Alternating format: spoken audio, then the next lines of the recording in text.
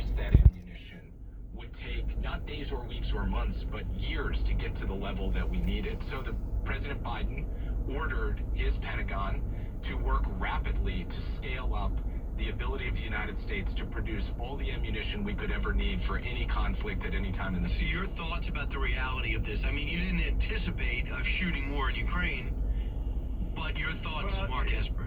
You know, too often the administration likes to point the finger backwards. Look, the fact of the matter is, we, for years, multiple administrations have, and this is with Congress's, Congress is the one that funds all this, have produced enough munitions, enough armaments that we call just in time, because we want to put the money into other things, weapon systems, our troops, and so forth and so on. And I think we've now realized the fact that just in time is not enough. We need to focus more on just in case, which means two things. You have to build up ample reserves, more than enough of stockpiles of arms and ammunition, and you have to have a warm industrial base. And that takes a lot of investment. So look, I don't criticize the Biden administration for not figuring this out in the first few weeks, but I will say it's been over a year now, and we're still not seeing rapid movement, or at least what I think we should see in terms of building up our arms industry and doing that type of stockpiling, getting industry geared for the long haul. But have you seen any change? I know you have a lot of contacts, and a lot of times people retire and they go into defense contracting. Have you seen any change in how we manufacture things?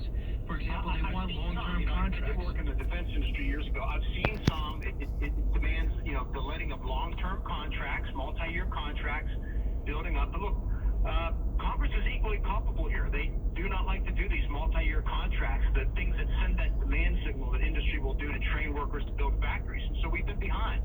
And that's what needs to happen, is the White House and Congress working together to get our industrial base up and moving and in a better situation. Because I'm concerned about China down the road, not just Ukraine and Russia now. But the other thing is, these people want to write checks. They want to buy them. I mean, this is a for-profit business. So Taiwan paid $33 billion, and we have not been able to deliver. Do you know where that's at right now?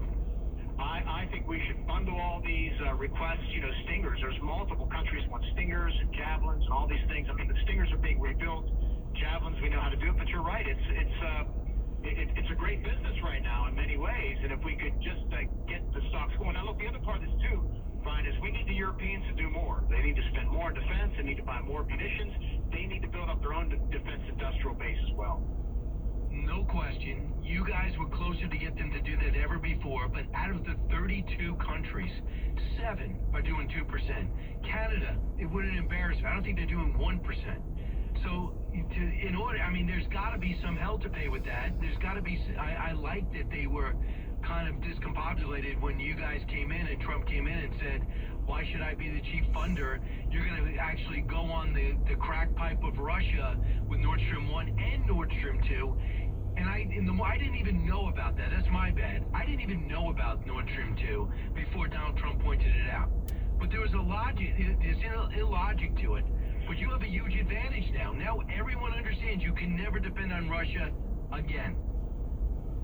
Yeah, no, absolutely. And look, I do give President Trump credit here. He was right about the Allies not spending enough with regard to 2% of their GDP, and he was right about Nord Stream. And now we have German leaders regretting this, looking back over 20, 30 years of a policy that kowtowed to Moscow. So now is the time to really get the Allies to increase, but I still don't see it, Brian. I still don't see, I see countries in the Baltics and the Nordic states making the move to spending more on defense, but I don't see the Europeans, I don't see the Germans, the French, the Italians, and others making those types of moves. Well, they have to, or there's got to be, it's great to have Sweden and Finland that spend, but I don't think President Biden gets any credit for that. You know who gets credit? Russia. Russia is the one that alerted Sweden and Finland to a legitimate worry about their national security. They were not listening to us. They were partners, but they weren't members. But you guys could have said whatever you wanted. They were not buying into NATO. They just wanted to stay neutral. And that's what happened. Now, Joe Biden said, well, I brought them in. No, you filled out the form, and you okayed it. Let Turkey. But can you understand right now enough about weapons manufacturing to decentralize? In the 90s, I understand that there was incentives to bring the McDonnell Douglas and everybody together. And now, clearly, that's not what we need. There's no competition. So, do you think we should decentralize the manufacturing? Well, McDonald and Douglas, I didn't even know of such things. I mean, does that have to do with Douglas Bremen and my dad?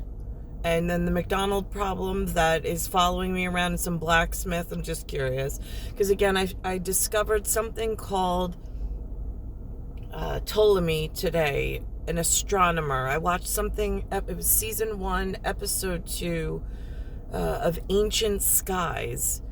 They aired it originally in 2019. I just caught it taped last night in 2023, which is where I am. And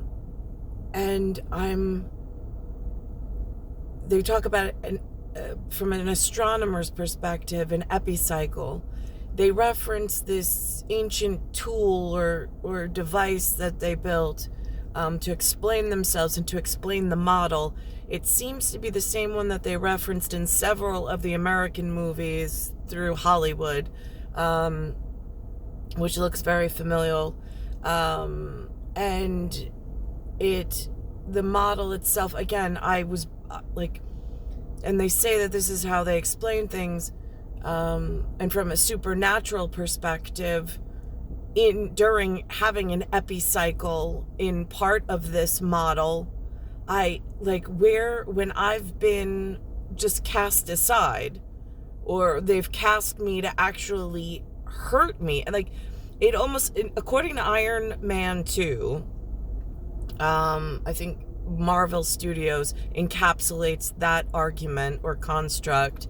According to them, in the episode where Rhodes is wearing the ED suit, and Iron Man is wearing the red and gold suit, but with the Frank Falco lookalike on the inside of that suit, they're back to back and almost in this kill box scenario when all the drones start coming for them.